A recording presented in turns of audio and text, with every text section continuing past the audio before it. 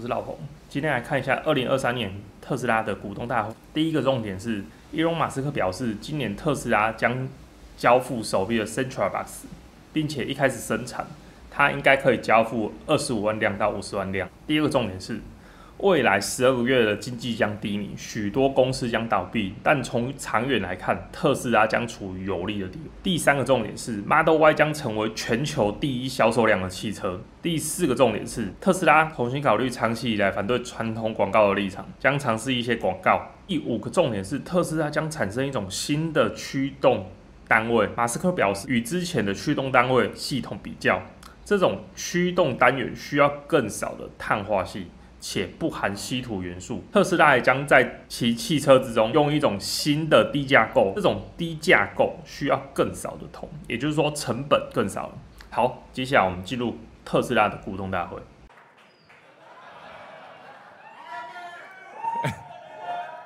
I just want to say I love you guys.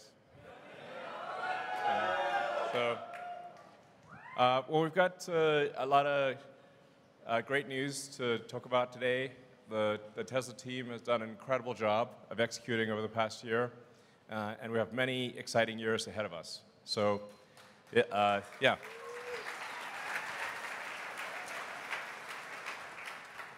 So with the Tesla Master Plan Part 3, which admittedly was quite technical, we wanted to go into a lot of technical depth. It was clear that what we were saying was not just, were not merely assertions, but that they were backed up with physics and with real data, that it's realistic. And with the Master Plan Part 3, we want to, basically, the goal is to give people hope, realistic hope, and maybe hope's even the wrong word, but simply to say that there is a path to a fully sustainable global economy, that we are on that path, that we are accelerating that path, and that so long as we don't get complacent about it, it will happen.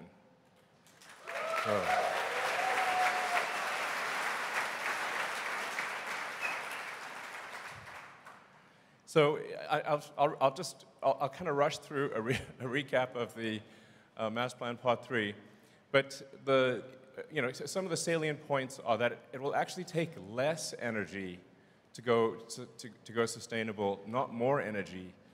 It's actually more and some of these things may sound very obvious, but it's more energy efficient to go sustainable, not less. There's less mining that is required for a sustainable energy economy, not more. Also very important. I heard a question raised about cobalt mining, and you know what? We will do a third-party audit. So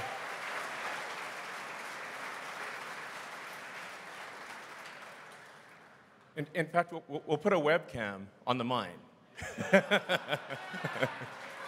And if anybody sees any children, please let us know. I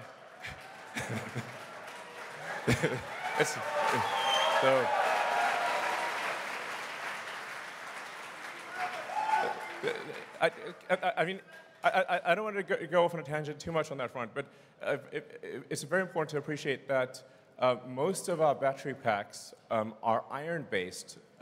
A majority of our battery packs are iron-based, not cobalt.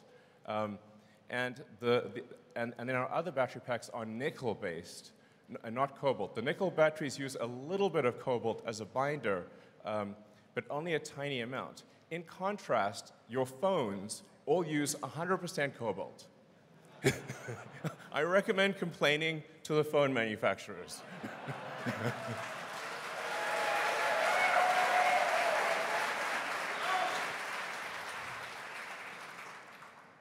But even for the small amount of cobalt that we do use, we will make sure, 6 ways to Sunday, that no child labor is being exploited.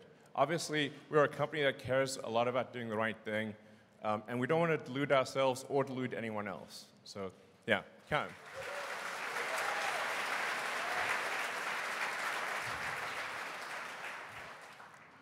So again, just recapping Master Plan Part 3, really the point is to say that it is very, very doable. It is happening. We need a threefold increase in solar and wind. We need to, admittedly, some of these are 29-fold increase in vehicle stationary and thermal battery production. Actually, in a nutshell, the way to think about sustainability is the faster we can make battery packs, the faster we can move to a sustainable energy economy. That's the fundamental limiting factor. So, I'll just grab some water here.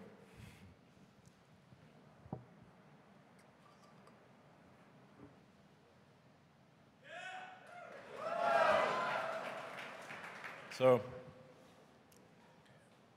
yeah, I can't emphasize that point enough. The rate of lithium-ion battery production fundamentally decides the rate at which the world transitions to sustainability, because the batteries are needed for all forms of transport and for stationary storage, given the intermittent nature of solar and wind power.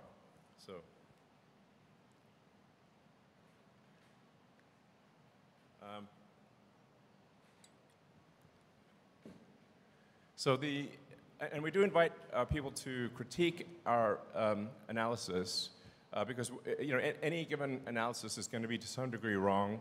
So that's why we put it out there, looking for critical feedback to say, well, perhaps we got some things wrong, perhaps some things need to be adjusted.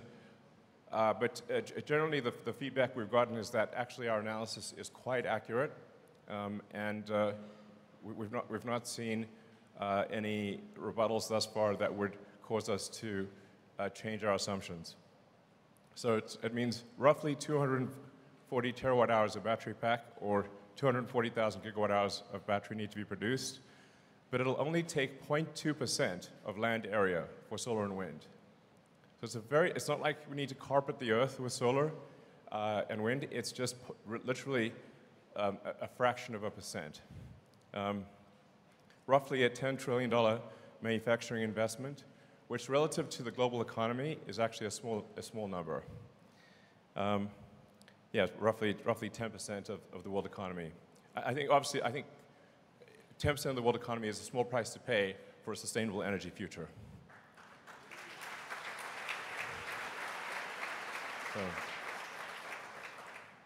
It's also true that even when factoring in the cost or the emissions required to produce an electric vehicle, which for now are a little higher than gasoline vehicles, when you look at the emissions over time, electric vehicles absolutely win by a long shot.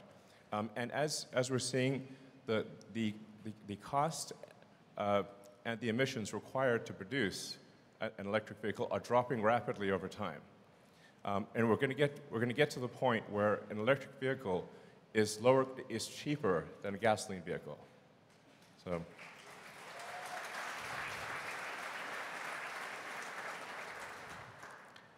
So in 2022, we avoided releasing about 13 million tons of CO2, reduced manufacturing GHG per vehicle by 30%, and reduced water usage by 15%, despite massive increases in output. We also made our factories safer, which is really important. So we track the injuries per person, and we believe at this point we are best in industry or have the lowest injuries per person. So.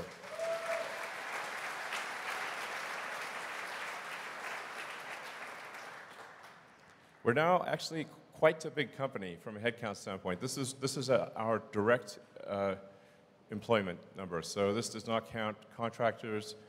And for every manufacturing job, depending on how you count it, there are at least 5, sometimes up to 10 jobs created, because you got to look at the total supply chain, as well as all of the support functions. So, when you create a factory like this, you actually create jobs for teachers, lawyers, carpenters, electricians, and restaurants, and everything that's required to support a person at a factory. And this is why countries and states are so interested in having manufacturing facilities in their location. So anyways, it's a lot of people gainfully employed doing very useful things.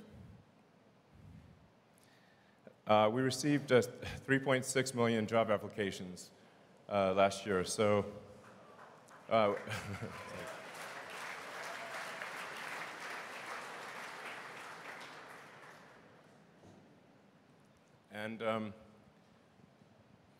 once again, the top two most desired companies for engineers on Earth were SpaceX and Tesla.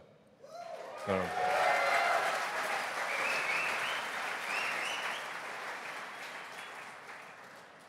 at the end of the day, the competitiveness of any given company is a function of where are the most talented people interested in working. That is the team that's going to win. In fact, I'd say this is generally the case. If you look at any given company and say, where are the most smartest, most driven people going to work, that company is going to win. So whether it's Tesla or any other company. We're also excited to announce our next-gen drive unit, which is a big reduction in silicon carbide. It's half the factory space. Notably, there are 0 rare earth elements required. So, yeah. And we're also changing to a 48-volt low voltage architecture in the car. So, yeah, this is a big deal actually. So the cars have been operating with 12-volt batteries for basically about a century. So for the first time in, I think, over 100 years, we're actually going to change from 12-volt voltage of, outside of the drivetrain to a 48-volt architecture. And to first approximation, that means we need only about a quarter as much copper for in the car as would be needed for a 12-volt battery. So that's a big deal, because people are often worried about, is there enough copper? Yes, there is. So.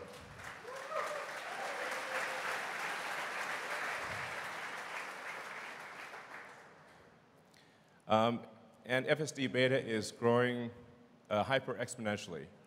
So that chart is going to look like a wall, basically. Just a question for those in the room: how many people have tried out FSD beta? Okay, great. So what do you think of the latest build? Right. So it's really getting to the point where it's, at least for me, when I drive around, it's several days between interventions. And I think we're getting to the point where there's really just one last piece of the system that needs to be a neural net, which is the planning and control function. And so we expect to have that last piece become a neural net, so it'll be end-to-end from video in to control out as a neural net. And yeah, so the thing to appreciate is it's not that full self-driving will be as good as a person. It will be much, much better, like a lot. Like over time, 10 times safer than a person. It's not even going to be a contest, frankly. So this is a really big deal. And I think some people realize it. I think you guys probably realize it. But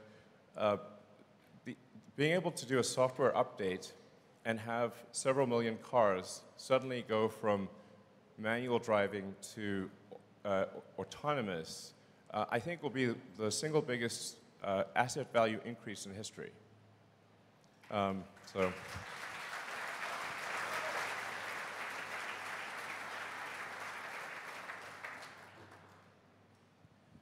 The normal usage of a passenger car is roughly 10 to 12 hours per week, call it maybe an hour and a half per day.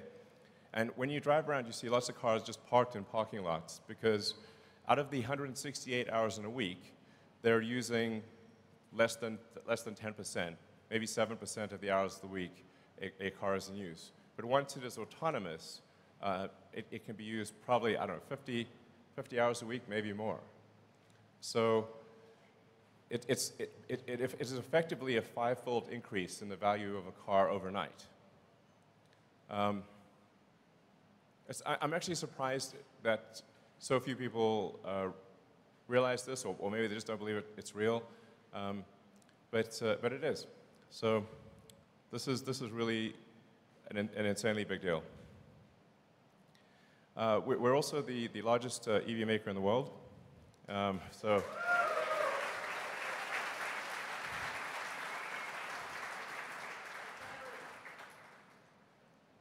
yeah, and I think that will continue.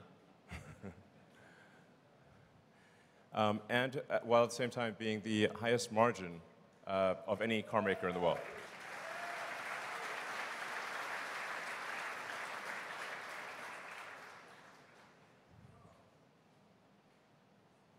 Now, making electric vehicles profitably is hard, as illustrated by the difficulty of our competitors. A number of our competitors are making EVs at a significant loss. But we are not. We are actually making EVs profitably, and almost no one else is. This is hard. So, and I'd say for this, it's a massive credit to the Tesla team for, I can't tell you how hard manufacturing is. Like, you've probably heard me say that prototypes are easy, manufacturing is hard. And then manufacturing at scale with positive cash flow is excruciating. It's mega pain.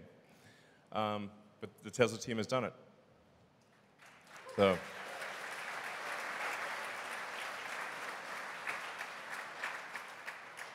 And as you can see, our free cash flow per year has been increasing steadily. So, you know, we're making good progress. I mean, it should be said that, and I've made some of these comments, that that interest rates make have a very big effect on the affordability of cars. So the vast majority of people buy cars based on the monthly payment. So it's like how much is the monthly payment, and it's not a question of value for money. It's just, do they actually have enough money? Can they afford it? So for the vast majority of people, it's just, can they afford to pay the payment? As the interest rates increase and credit tightens, like it's safe to say that these various banks that have died are probably somewhat distracted from handing out auto loans. You know, it's like if they're on their way to the cemetery, increasing their auto loan portfolio is not the first thing on their mind. So this is going to be a challenging, I'd say a challenging 12 months. I want to be sort of realistic about it. Like Tesla is not immune to the global economic environment. I expect things to be just at a macroeconomic level difficult for at least the next 12 months. Like Tesla will get through it and we'll do well, and I think we'll see a lot of companies actually go bankrupt. So I want to make sure that this is not just the good news parade. It's important to understand that no company is immune to the macroeconomic environment. But that said, it won't be darkness forever. I expect probably a year of difficulty globally for everyone. And then my best guess is that the global economy turns around in roughly 12 months. And then Tesla will be in an extremely good position. So anyone who is a long-term investor, I think, will do extremely well.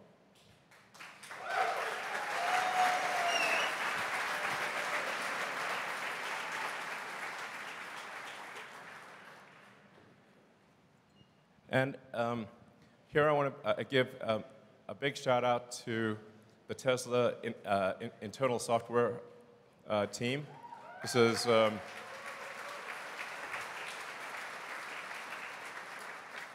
It's actually a really big deal that Tesla has such a powerful internal software team.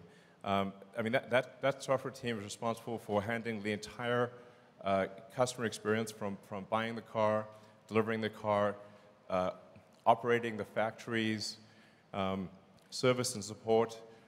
We internally wrote all of the insurance and financial software. The supply chain and logistics stuff, the data centers and infrastructure, and the analytics and insight. This is all internally written Tesla software. I think there are almost no companies in the world can do this because they do not have a very talented internal software team. So they're generally reliant on third-party enterprise resource planning software. But Tesla is not. This is a hidden strength of the company that often doesn't get a lot of attention, but is incredibly powerful. So once again, I'd like to thank them for their work.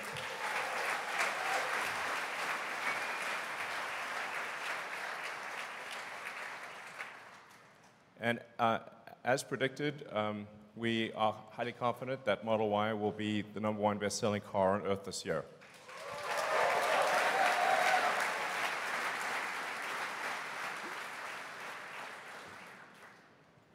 And in fact, in Europe, the best-selling car of any kind, whatsoever, it already was that in Q1, I should say.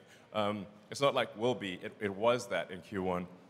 And China, the best-selling SUV, and the United States, the best-selling non-pickup vehicle in the United States in Q1. So, it's going well.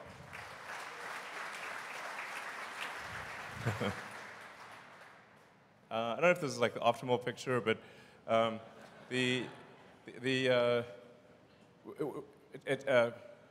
Tesla cars are actually the safest cars in the world. We put immense effort into vehicle safety, and we keep updating the safety. So we keep improving the automatic emergency braking system just with a software update.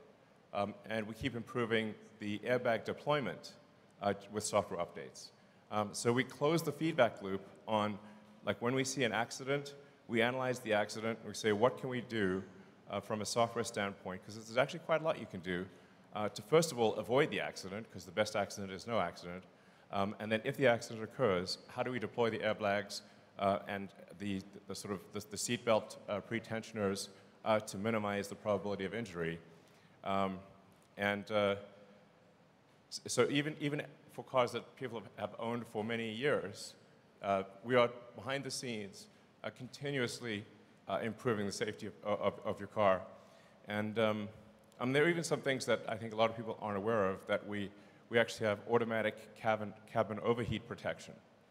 So never in the history of the company has a child or a pet died in a Tesla.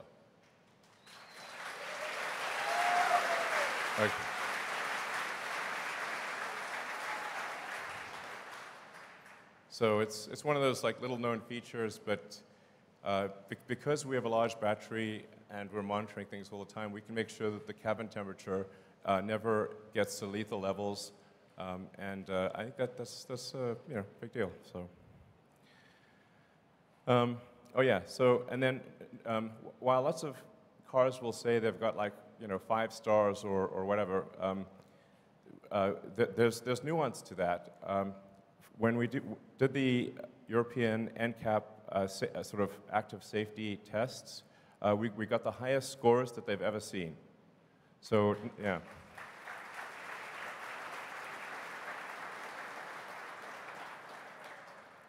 So we got a 98% score on the active safety system, which obviously isn't good enough. And we have got a game plan for getting rid of the last 2%.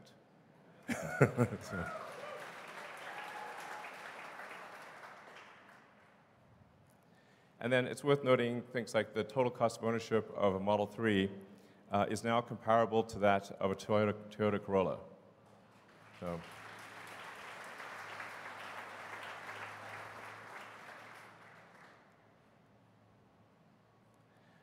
Superchargers, we're making good progress. So our supercharger uptime is now 99.95%. So, yeah.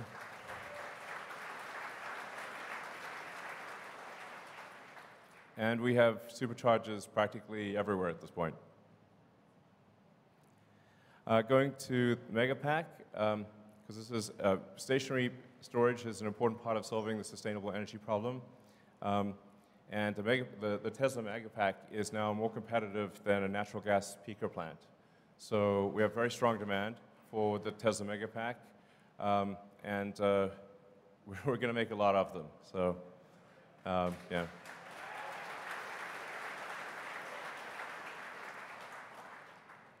And a while back, I predicted that the Tesla stationary battery pack business would actually grow faster than the automotive side of things, and that's exactly what has happened. You can see it's an exponential curve, growing at a rate that is even faster than our vehicle sales. So, yeah, sorry. We're expanding Gigafactory Nevada for the Tesla semi-production line and for the 4680 in-house cell production. And yeah, some Megafactory stuff.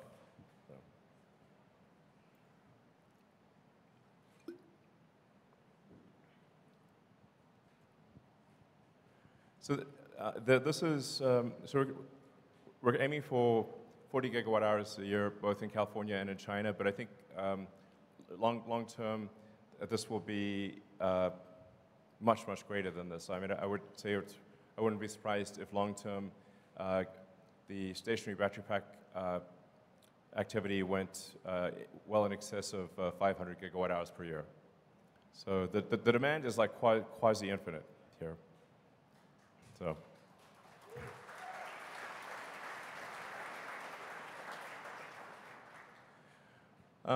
As we look ahead to tackle what we see as the choke points in the supply chain, one of them is lithium refining.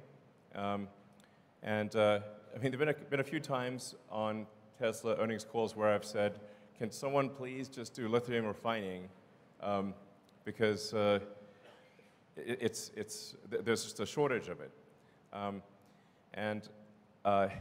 But we really see very little activity outside of China for lithium refining. So it's not that we wish to take on extra problems, but since nobody else was doing it, we felt we had to do this. And so we've just broken ground on a lithium refinery in Corpus Christi, which will be do more lithium refining than I think probably everything outside of China. So, yeah.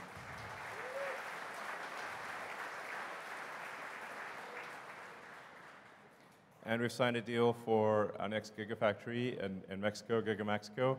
And I think that's going to be a fantastic factory.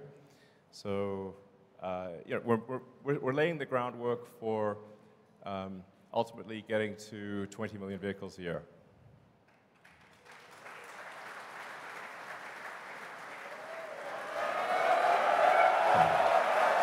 Yeah.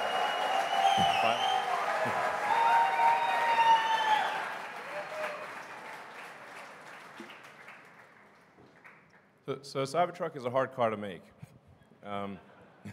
It's because it's such a radically new design. It actually, you can't just use conventional methods of manufacturing. We had to invent a whole new set of manufacturing techniques in order to build an exoskeleton-based car instead of an endoskeleton-based car. So it's extremely non-trivial to build the Cybertruck. But we're making good progress on that. We have the so yes, that's the thing. When I in the factory, I tour the Cybertruck line to see how we're doing there, and sorry for the delay, but we're finally going to start delivering production Cybertrucks later this year, and I think the product, if anything, is better than expectations.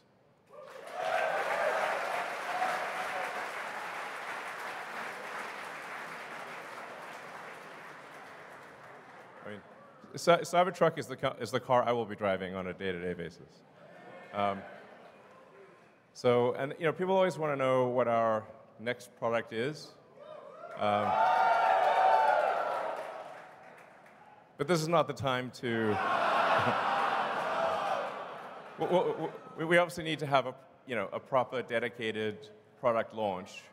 I just want to emphasize that we are actually building a new product. We are actually designing a new product.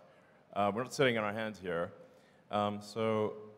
There are 2 new products that I think you will be very excited about. And both the design of the products and the manufacturing techniques are head and shoulders above anything else that is present in industry. So, yeah, anyways.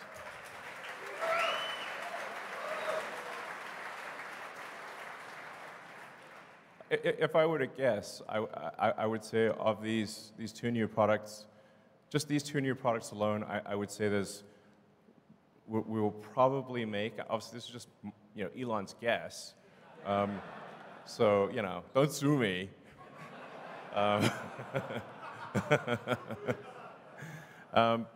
But Elon's guess is that that will probably make in excess of 5 million units a year of these 2 models combined.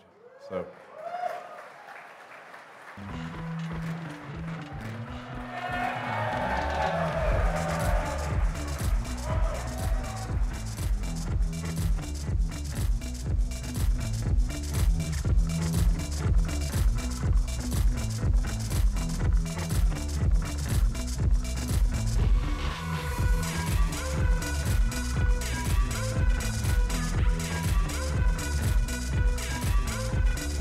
These are all real, by the way.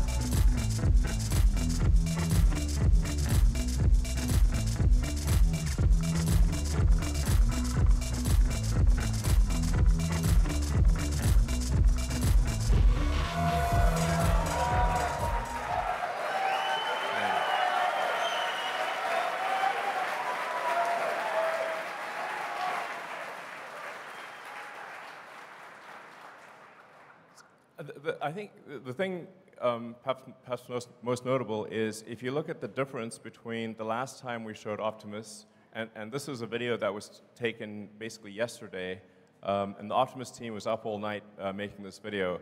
The Optimus team has done an incredible job. So just, yeah.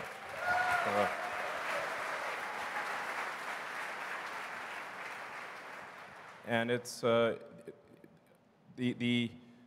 motors, the controllers, the electronics, and everything you see in the Optimus robot is a Tesla-designed system. So this is, we actually tried to find drive actuators and whatnot that were off the shelf. We found that there weren't any.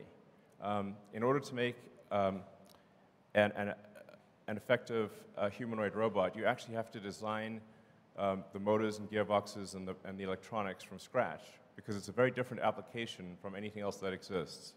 So we took our world-class motor and power electronics team and said, okay, we need to design several actuators that don't exist in the world, and they did. So Optimus is working quite well. And then for full self-driving, as full self-driving gets closer and closer to generalized real-world AI, that same software is transferable to a humanoid robot. Just like humans can obviously walk around with their arms and legs, but we can drive a car, fly a plane, steer a boat, ride a horse. If you have a generalized understanding, or if you have generalized real-world AI, which is what we are developing for full self-driving, it can be transferred to basically anything. So Optimus will use the same FSE computer as the car. The Optimus stuff is I think extremely underrated. Because people just cannot comprehend the consequences. Now, obviously, we need to make sure that we don't have a Terminator scenario. That's very important. It's all fun and games until Terminator shows up. But if you say, like, if you have had a generalized humanoid robot, what would be the effective ratio of humanoid robots to humans? Because I think basically everyone would want one. And maybe people would want more than one, which means the actual demand for something like Optimus, if it really works, which it will, is, I don't know, I mean, 10 billion units? It's some crazy number. It might be 20 billion units if the ratio is, say, 2 to 1 on people, humanoid robots versus people. It might actually be, it's some very big number is what I'm saying, and a number vastly in excess of the number of cars. So my prediction is that Tesla's long-term value will be, a majority of the long-term value will be Optimus. And that prediction I'm very confident of. So, anyway.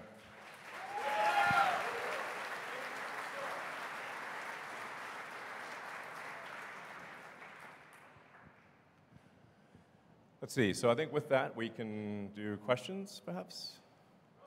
Oh, okay. What is it? Oh, yeah. We also want to make sure, please, retail investors, please vote. Normally, retail investors, for most companies, don't vote, but we really care about your vote of small investors, not just large investors. So please do register to vote. Your vote is very important. Yeah, I think that's it. So, yeah.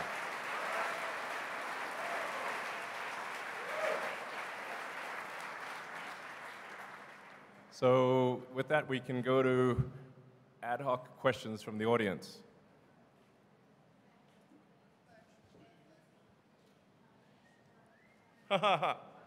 Okay, definitely the person in the Optimus outfit with the red cowboy hat.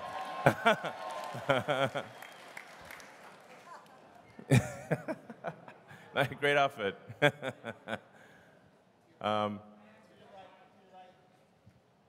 Sure. We'll try to get through as many questions as possible. And you hit me with your toughest questions. Fine.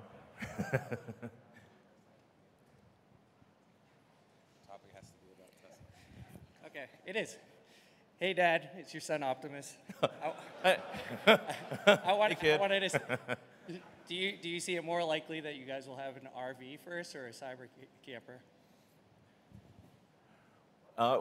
Well, we don't have any plans to build an RV quite yet, although I can certainly see how Cybertruck could be converted into an RV, and we are adding a lot of sort of attach points to Cybertruck, so others can build things. Somebody can have a startup, or other companies can build things that are attachments that enhance Cybertruck and turn it into a camper, essentially. Because I think it'd be really cool to have all these like third-party things available for Cybertruck. Awesome. Thank you. All right. I mean, you could also probably just, you're that close, you could just say it or something, I don't know. Actually, we'd like you guys to queue up behind us. So Okay. 3 mics. All right. Yeah, so Go just ahead and queue get up. in line. Thank you. And try to make the question short so we can get through a lot of questions.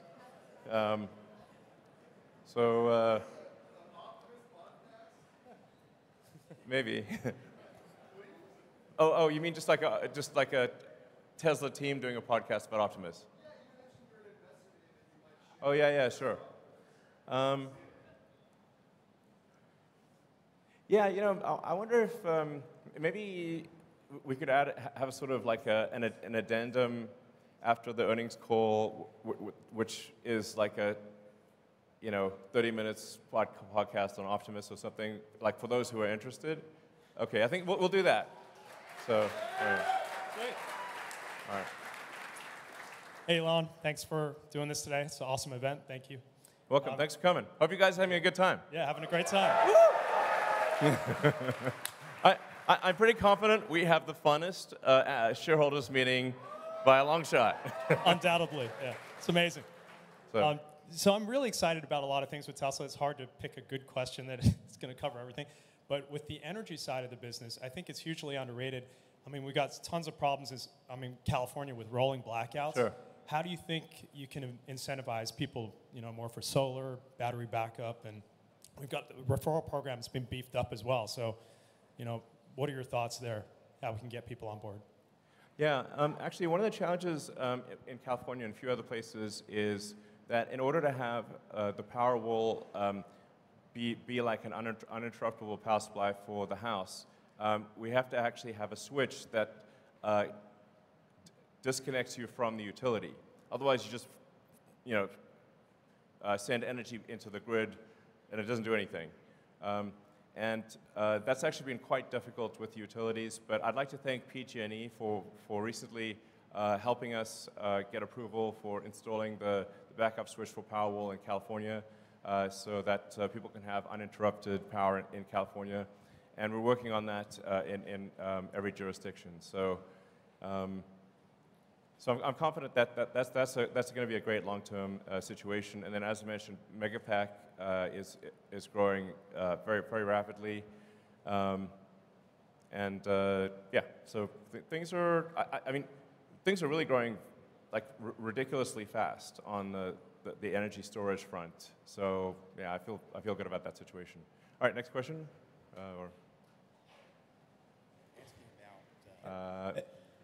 Hello. Great. Hey, Elon, a lot of people have just kind of been wondering, how are you doing? So just wondering, what's up? How you doing? How you feeling? We saw you were partying in Cabo recently, so just What, me? Must have been someone else. yeah, so how are you doing? Just human to human, how you doing? Well, I have to say, it's been of a roller coaster situation.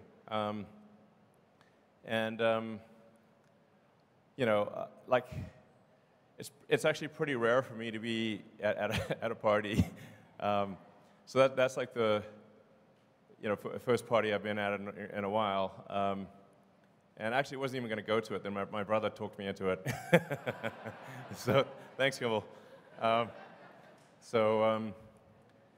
Yeah, I have to say, like sometimes the work pain level is quite excruciating. And then on top of that, I get dumped on in the press. So it's like, it's not exactly super fun. There was a short-term distraction because I had to do like some major open-heart surgery on Twitter to ensure the company's survival. But that, I think Twitter is now in a stable place, and obviously very excited to have Linda Yaccarino join. And so I think Linda's going to do a great job running Twitter. I'll provide, obviously, guidance on technology development. But as you can see, I think Twitter at this point has released more new features in the last 6 months than it has in the last 6 years. So, obviously this is not a Twitter meeting, but the larger point is that I feel at this point I don't need to devote incremental time. The amount of time that Twitter will take going forward is relatively small compared to the last 6 months. So yeah.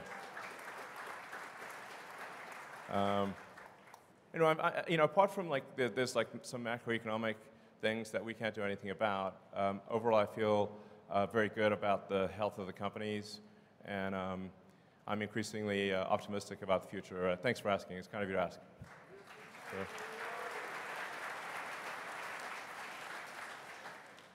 Have you guys considered stretching out the financing terms on your auto business? You talked about earlier, consumers don't necessarily look at the sticker price they're paying. All they're concerned about is monthly payment. Right. And one of the fundamental advantages of an EV is that it's substantially more durable.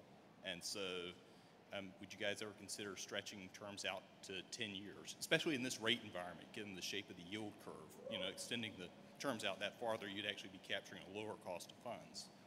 Yeah, I mean, the important thing to appreciate is that, like,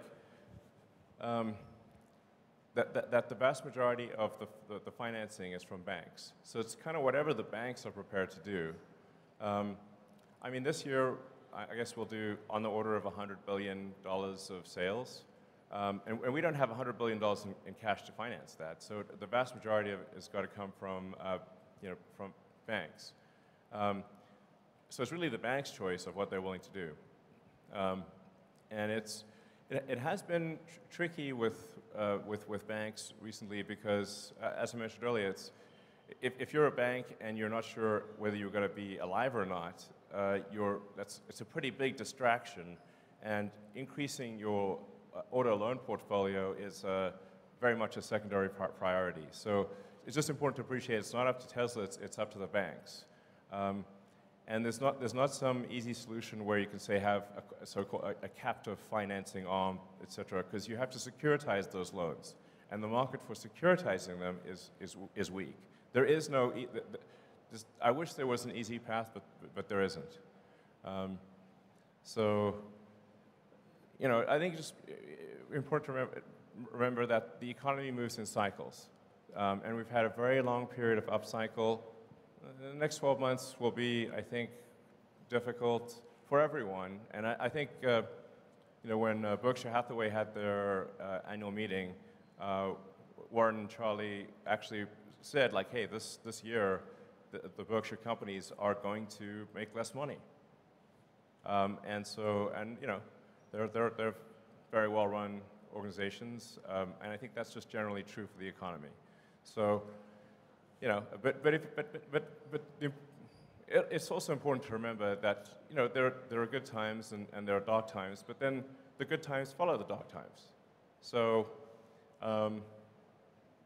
my advice would be, don't look at the markets for the next 12 months. If there's a dip, buy the dip. And I think you will not be sorry because, you know, there's just generally a sort of there's an economic cycle to things, but things come back up. So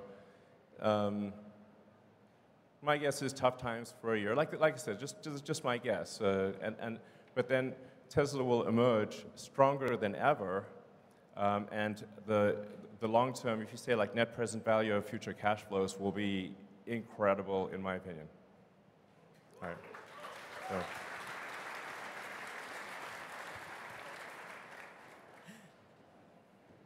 Hey, Elon, meet Kevin here. Hey, how's it going? Good, thanks. So Tesla is the largest position in my ETF, ticker PP, and that's for pricing power. Right. And I'm curious, I really think that some of the features that you highlighted here, like the over-the-air airbag deployments of improving the features, the safety features, are great things that we could be advertising. I know you've heard this many times before. I know you have. But no. Sorry. Go ahead. Yeah. $525 off every car this year is half of Netflix's advertising budget. $1,000 is the entire Netflix advertising budget, and I see their ads everywhere. Why not advertise these things that you told us here? I feel like nobody else knows about this. I just talked to Gordo, the Tesla bear, and he's still talking about 2016 New York Times pieces. These people are in the past, man. That's like 7 years ago at this point. Yeah, I mean, that's what I'm saying. Yeah, it's actually, I talked to a lot of people, and they still think that like Teslas are like super expensive. And like, no, actually, the starting price for a Tesla is below the average auto price in the U.S. It's like, and that's a good thing. Yeah. I mean, I think it's good that it's that way. You know, like our goal was always to make cars that are affordable to the general public. So I hear you. I mean, I think, and it's indeed ironic that, you know, Twitter is like highly dependent on advertising. So, you know, here I am. It's like, you know, never used advertising really before, and now have a company that's highly dependent on advertising. So, I guess I should say advertising is awesome, and everyone should do it. But I think I hear your sort of larger point, which is that there are amazing features and functionality about Teslas that people just don't know about. So, yeah. And although there's obviously a lot of people that follow, like, say, the Tesla account and the my account, whatever, on Twitter, to some degree, it is preaching to the choir, and the choir is already convinced. So I think what you're saying does have some merit, and you know what? I believe in taking suggestions, so we'll try a little advertising and see how it goes.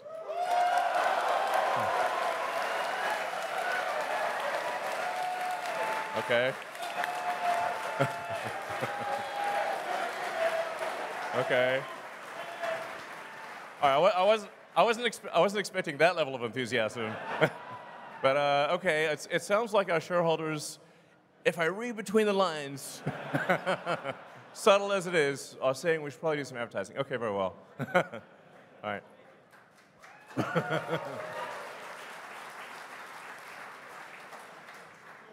Hi, Elon. Hi, Tesla. Thank you for everything. So my question is regarding, you recently added Steam to the car, and that's great. We can play video games.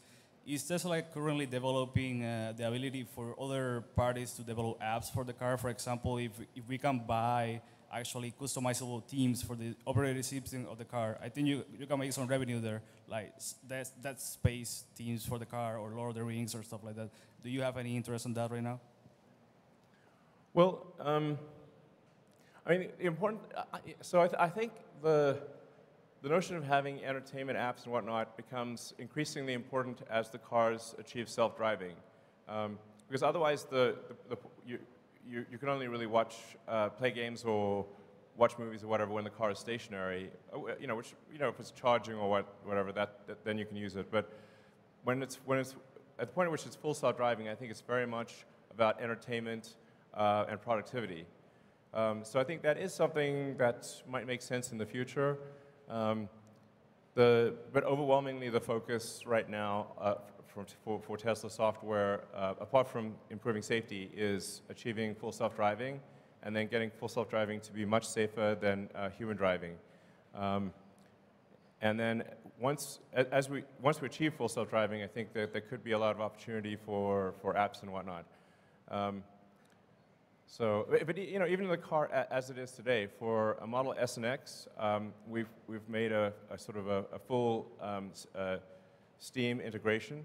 So you can actually just literally log on with a Model S or X with your Steam account and play any game that is on Steam, which is a lot of games, which is pretty wild. I think a lot of people don't know that. You can play with a keyboard and mouse. You can play with a joystick or controller. You can also play Netflix, YouTube, or anything else. I mean, for my little son X, he loves watching, actually loves watching rocket videos in the rear screen of the Model S and X. So so it is something that we will do long term. But what I'm saying is we already have a lot of stuff there, and we'll do more as self-driving becomes a reality. So.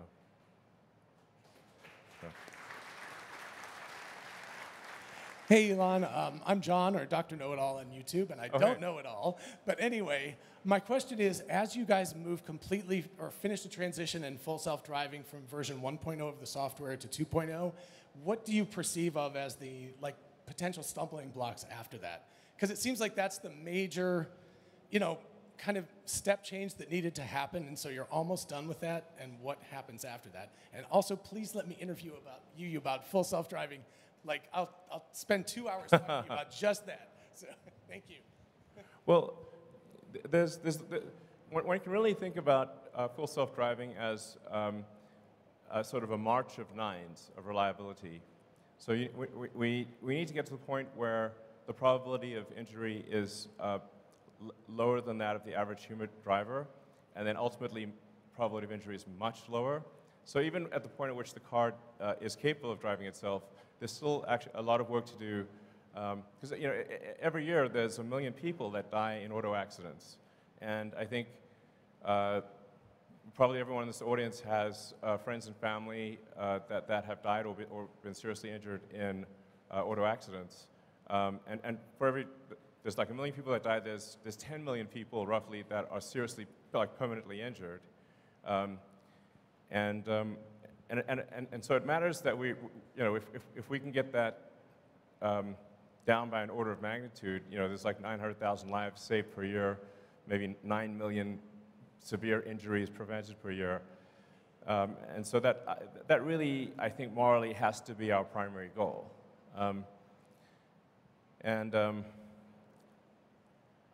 I guess I'm open to an interview on FSD. 2 hours is a long time, but okay. All right, I'll do an interview. It's got to be on Twitter, but sure. All right.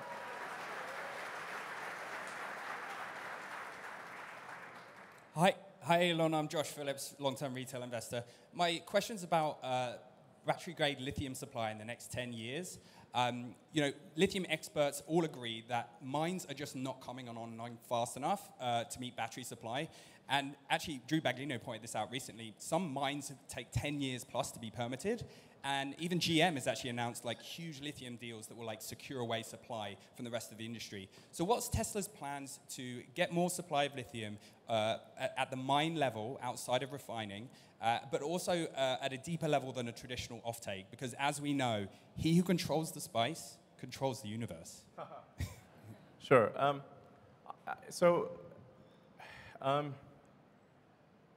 I actually think that the industry analysis is incorrect, and the constraint is fundamentally that of processing.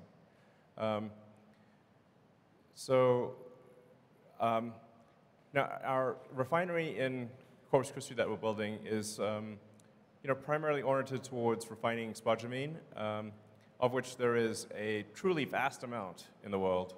I think about 3/4 of our lithium comes from Australia. And frankly, you could increase the rate at which the mines are operating, and the limiting factor is not how fast can you mine, but how fast can you process. So the mines are only going to produce ore at the rate at which refineries can handle the ore, or it's pointless. So I think my opinion, and obviously I could be wrong about this, but is that it's really not about the lithium ore. Lithium is extremely common. Lithium is everywhere. In every country's got lithium. It's not like oil. So lithium is one of the most common elements on Earth. But taking the lithium ore and refining it to battery grade is extremely difficult because the purity levels required for a battery are extremely high. If you have even a small impurity, then you will degrade the life of the cell dramatically. So you need ultra-pure battery grade lithium, and that's why our focus is on refining as opposed to mining. Thank you.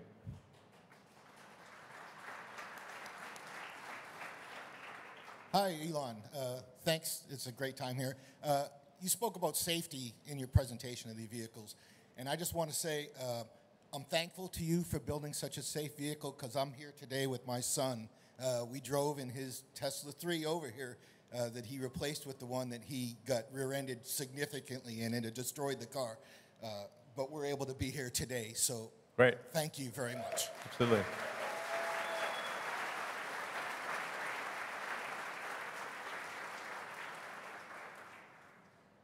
So, what's your way to look? There? Okay. Hey, how's it going? My name's Austin Gregory. I'll ask about this because I don't think it gets near enough love. But I was wondering if there are any updates on the next-gen Roadster, actually. Yeah, I know it's sort of like the cherry on top and all that stuff. Yeah. You guys have a lot on your plate, as you've said before. But if there's any updates on like the release timeline, all that stuff, the SpaceX package, maybe. Yeah. That'd be amazing. Thanks. Totally fair and reasonable question. Where is that thing? We expect to complete the engineering and design of the next-gen Tesla Roadster this year, and hopefully start production. This is not a commitment, but hopefully start production next year. So, but it is like as you alluded to. It's not even the icing on the cake. It's the cherry on the icing on the cake. So I wouldn't expect it to be like. It's definitely not going to be a huge contributor to revenue. It will be a modest contributor to profitability, but it will be sick. So, and you know, there's some value to me running two companies because the next gen Roadster will have the SpaceX option package. So, that'll make it truly next level. So. Hey, Elon. Eva Macmillan here. First of all, I want to thank you for making the absolute best, safest, and most fun cars in the whole world. Cars in Florida, we are seeing many, many more cars in Florida than a year ago. Yeah. Matter of fact, cars are doubled. So the question is, we all want Tesla insurance. Oh, is it coming? Oh, yeah. Actually, that's a great question. Okay, Zach says it's coming later this year. But I have to tell you, like, one of the thorniest things in the United States is car insurance, or insurance in general, because it's a state by state, and every state's got different rules and regulations. So that's why it's not like rolled out nationwide. I think really there should be one national standard for insurance, especially car insurance. I think it would improve the cost effectiveness of car insurance. But our intent is to roll out nationwide and ultimately internationally. But there is a staggering amount of paperwork that is needed to get it done. But as Zach said, we expect to offer Tesla insurance in Florida later this year. Thank you. Thank you, Elon. Thank you, Elon. Alexandra Mertz. I am Tesla Boomer Mama. Very happy to be here. All right. So very grateful to the Tesla team and you, of course. Just want you to know we love the emotions every day, joy and less joy, but we're there. Shareholders, it's not easy. We're here not because it's easy, but because it's hard. So my question initially was on in-house financing. You already answered that, and I want to congratulate you to the double investment grade rating. But then I asked my Twitter subscribers, I'm sure you're going to appreciate, what they wanted to bring forward. Sure. And that question made the cut. Here we go. Automotive, including SAS, peak margin, the same for energy. What number and by when do you have the best Elon guess that we get there? Sorry, I'm not sure I fully understand the question. So this is the peak margin for automobile, including SAS and energy, and by when will we get there? Your guess. I know nobody will sue you. Sorry, what's SAS? Well, software as a service. Oh, okay. You mean self-driving? FSD, Yeah. what's going to be the top automobile margin?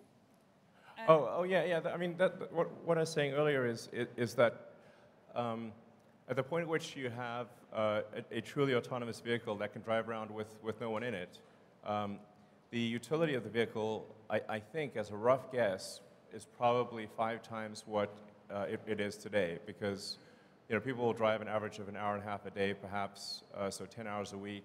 But if the car is autonomous, it can probably, just speculation, but it probably can operate for a third of the hours in the week, which would mean 50 or more hours, thus a 5-fold increase. But the car costs the same. Sure, I understand, but what is going to be the margin for Tesla then? Because you're obviously thinking you're going to sell much more FSD then, right? You may have a system in place of robotaxis. You may have a cut with fleets. So did you do any projections what the automotive peak margin for Tesla could be in 2 years, 5 years, and the same for energy? Well, I mean, this is definitely, we're in sort of highly speculative territory here. But obviously, if you've got a car that costs the same and has, say, I don't know, a 20 or 25% margin and suddenly is able to be used 5 times as much, then you might have 80% margins, and the revenue would increase several-fold. That's why I say it's probably going to be the biggest asset value step change in history of Earth. Yeah.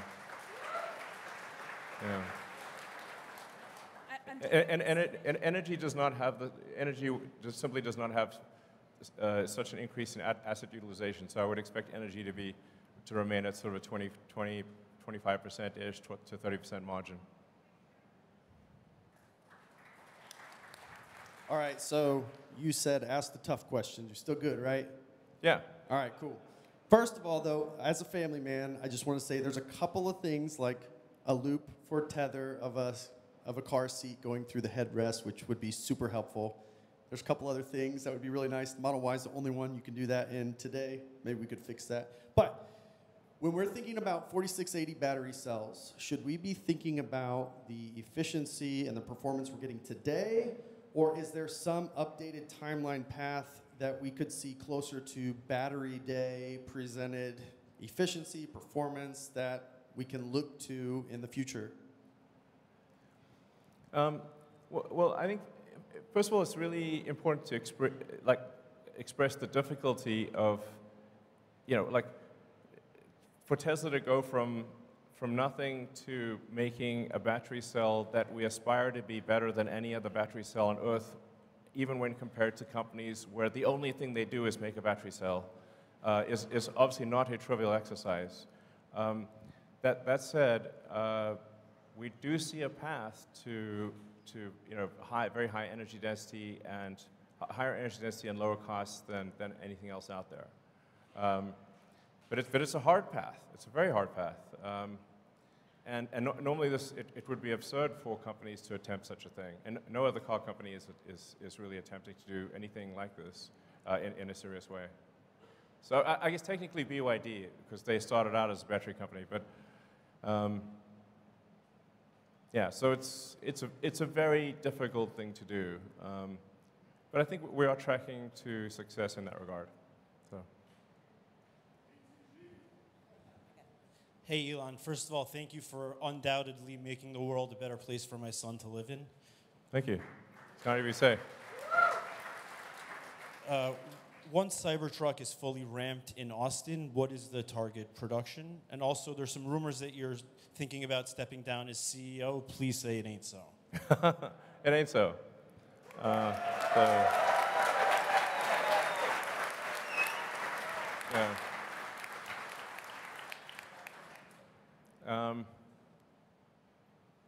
Yeah, so I think Tesla's going to play an important role in AI and AGI, and I think I need to oversee that to make sure it's good. So, because that's a thorny problem if there ever was one. I think generally people do not, or very few people, even in the AI community, do not appreciate just how much capability Tesla has in AI. It's by far the most advanced real-world AI. There's no one even close. Reality has the most degrees of freedom. So I got to make sure that's good. Sorry, and you were saying something? Cybertruck fully ramps here in Austin. Target production. So, as I said, we'll start production later this year. We'll start handing over cars later this year. There will be an S-curve of production, so it'll be slow at first, and then ramping up. And I guess we'll see what the demand is like. So, I think we're likely to do probably 250,000 a year, I think, maybe more. Again, very much dependent on what the demand is like, and it's we don't just need to ramp up production, but we also need to improve the production cost efficiency. which is going to be also a very, very hard thing. So, but I'd say it's, $250,000 a year is a reasonable guess. And it might be 500,000, I don't know. But we'll make as many as people want and can afford, but then, like I said, it's going to be hard to make the cost affordable because it is a new car, new manufacturing method. So, in the grand scheme of things, relative to the production rate of all the other cars we make, it will be small, but still very cool. Yeah, thanks. Elon, maybe 3 more questions? Sure. Thank you. Good day, Mr. Musk. Hello, my name is Delia Archer, and this question aims to address Tesla's efforts in developing skilled workforce, attracting diverse talent, and promoting career opportunities within the company. When I look around, I see a lot of young faces, and I think about internships and apprenticeships for students in high school and beyond. My question is, are there any plans to expand existing partnerships and explore new avenues for collaborations with educational institutions and nonprofit organizations to attract the next generation and vary career pathways? Yeah, actually, with all of our gigafactories, we work with the local schools, actually from the high school level, community college, and university, because it's incredibly important to foster the talent for the factories. As you saw from the employment numbers, we actually need a lot of people. Even though we've got a lot of automation, we still need a lot of people to operate the factories, and it really matters that they have the right training. So we're big believers in reaching out to educational institutions, and because frankly, it's in our interest to do so. Thank you for asking the question. All right. Elon, Josh Fuller. I had originally thought of asking about the fun police and pushing back on the boombox and allowing us to screech at people with goats again. But after seeing Optimus, I was inspired to ask, has anybody asked Optimus's opinion of Mars, and does he have a ticket yet? Well, Optimus is not a deep thinker at this point. Optimus is still, figuring out how to do basic stuff. It couldn't make, cook some eggs or something quite yet.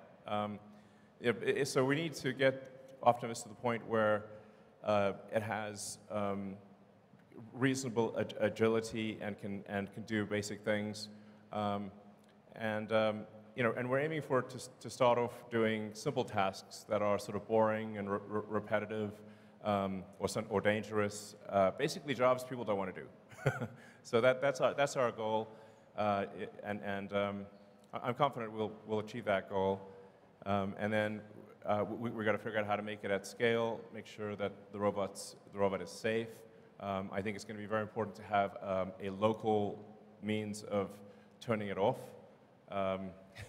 So safety is going to be extremely important. I can't emphasize that enough. But right now, it is not at an intelligence level where it's pondering questions like Mars. But perhaps it will be one day. So. Hi, good afternoon, Elon. My name is Luke Arsenal. I just want to start off by saying a big thank you to you and the team of Tesla for all you guys do. It's been great to see, and I'm so happy for you guys. My question is, with the rise in cybersecurity threats to operational technology and Internet of Things, what steps is Tesla taking to protect the company itself and its products from these threats? Also, as a suggestion, because I know you like suggestions, for the navigation, do you think we could do something on the UI that adds in when you're about to take the off-ramp to show a picture of that exit, kind of like other map systems do? And then also... Oh man, this is a lot of questions. One of my friends wanted to get a shaka from you, if that's possible. Okay. Well, we are constantly improving the navigation system, and being robust to hacking is incredibly important. In fact, we conduct a lot of sort of third-party hacking contests to try to get the best hackers in the world to break into our cars. And actually, no one has yet actually broken into a Tesla in a way that would allow you to really control the car in a significant way. But they have gotten to where they can like honk the horn and mess with the infotainment system. And I'd like to thank them for their efforts. So we take information security extremely seriously. For navigation, yeah, there's definitely things we can improve there.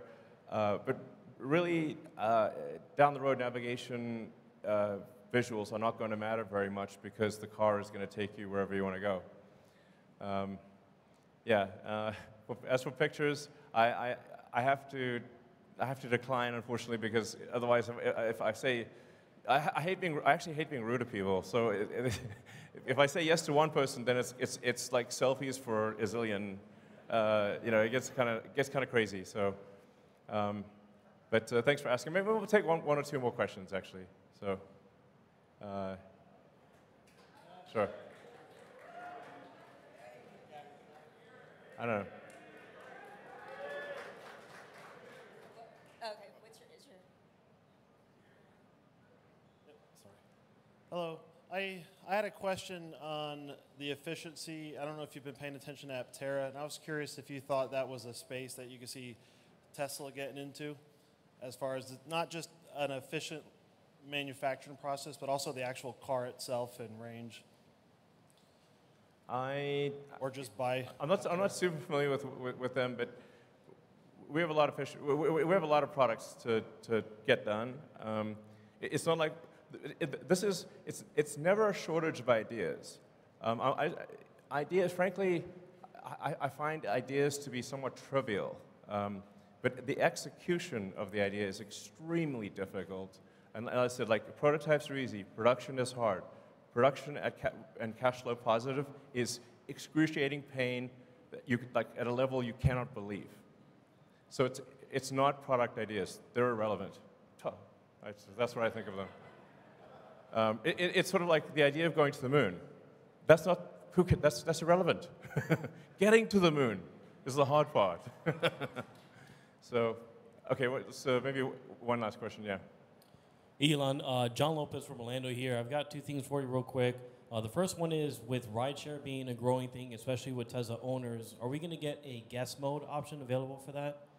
The second thing is as an X-Plaid owner, I would really love to get track mode. As a what, sorry? X-Plaid. Well, Plaid has track mode. The Model X Plaid does not, though. Oh, Model X. Yeah, we can probably add that, sure. Yeah, no problem. So, rideshare is a bunch of these things will really not be relevant in a self-driving world. You can summon the car and take you somewhere, and if you want to add someone to that ride, you can if you want to. But overwhelmingly, it is about achieving self-driving, full self-driving. And you know, I think we're really getting to the final stages of full self-driving where, I mean, I drove for several days around Austin, just dropping pins in random locations, and I had 0 safety interventions. So it's really, and even in the city of San Francisco, which is very complex, I haven't had a safety intervention in a long time. So I think it's getting to the point where, you know, admittedly, I have been optimistic about this in the past, but I think this time.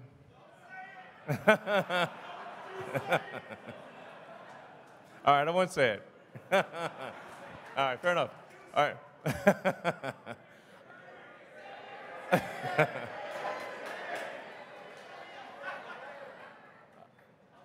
Okay, I think it'll happen, you know.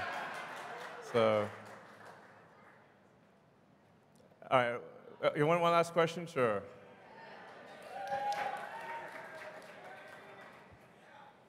So first, congratulations on your decision to try advertising. We all want Tesla to pass Apple in market cap.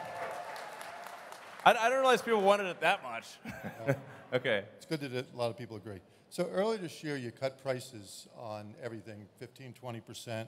More recently, you've been raising prices on Model Y, Model S, Model X. And can you just talk about the pricing strategy on Model Y going forward and keep it separate from the decision to bring out the next-gen vehicles that we all agree is going to, blow the doors off on volume? But just on Model Y, it's the best-selling product in the world. Can you just talk about strategy of pricing going forward on that? I mean, it's pretty straightforward. I mean, we see what the demand is, and then we adjust pricing to meet the demand. Now, the thing is that what happens with other car makers is that they're actually constantly adjusting pricing on cars. It's just not obvious. In the case of Tesla, you can see immediately when there's a price change that occurs because we don't have any intermediaries, don't have any dealers. There's no manufacturer's suggested retail price. But the reality is actually at car dealers, the prices are changing radically. I mean, last year there were significant premiums above MSRP at sort of the conventional car dealer. So you'd pay above MSRP last year, and then this year I think things are below MSRP or close to it. And then the manufacturers will then also offer incentives. So what's actually happening are very big price shifts by other car makers. They're just not obvious. Whereas with Tesla, it's obvious. And this is necessary because demand fluctuates a lot. So something's got to be done to achieve a supply-demand clearing point for volume. So just people are reacting to something that's obvious as opposed to saying, oh, yes, every car company does this all the time. Tesla is no exception. That's the actual reality. So, all right. So. Last question. I'll be really quick. Okay. So I will say I have been driving FSD. My wife drives FSD. There's a term called the wife test. My wife will only drive our kids on FSD. It's incredible. Okay. That is a great. I mean, the sort of significant other test is a very a good test because for a while there was like friends or significant others would be like, please don't put it on. It's too scary. But then it's getting to the point where, I mean, it's going to be just smooth as silk. So, in fact, you'll be able to visually tell, perhaps even now you can, visually tell if the car is being driven on FSD or manually, because if it's being driven on FSD, it's smooth and precise. And if you look at if you actually closely observe cars going down the highway, the people are constantly moving in their lanes. So the cars are like doing this all the time when they're manually driven. If it's actually on FSD, it's dead center in the lane. It will actually get to the point where it is not merely, and maybe is at that point, not merely safer than a person, but actually way smoother than manual driving.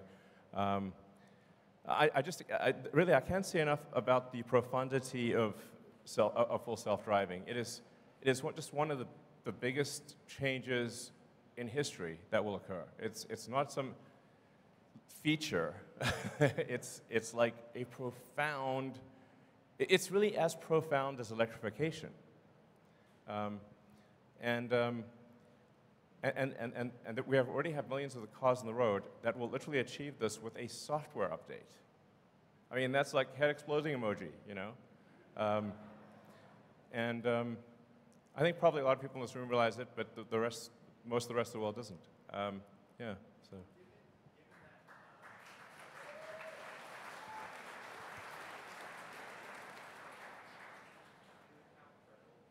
Given how incredible FSD is and how much merit you're giving to potential future margins of the car, as well as how much impact on society, and given that they didn't even want you to say if it's going to happen this year, just not to jinx it. Sure. Would it be possible to have just for some type of public-facing, investor-facing kind of timeline, so that way you mentioned V12 is coming, and that's AI front end.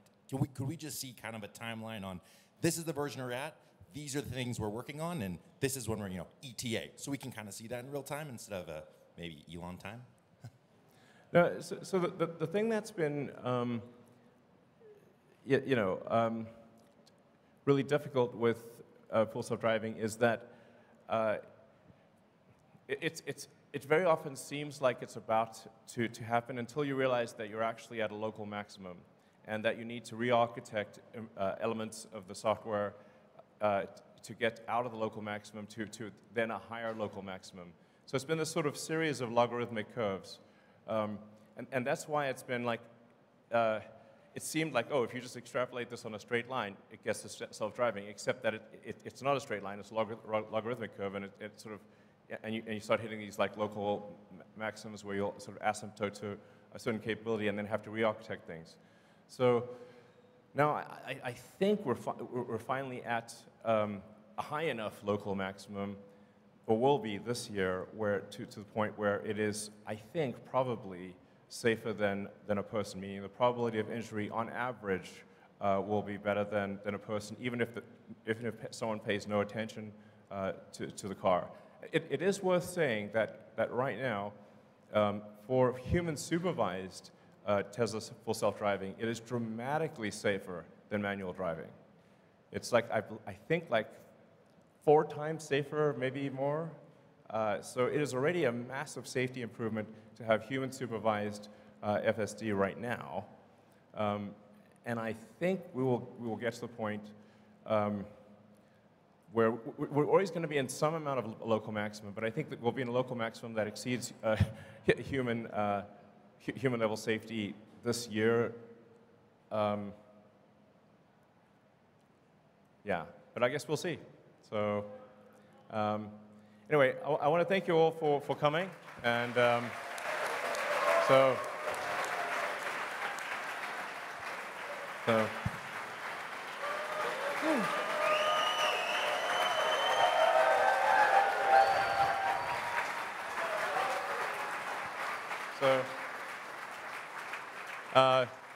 Just want to say, like, your support is super appreciated, and as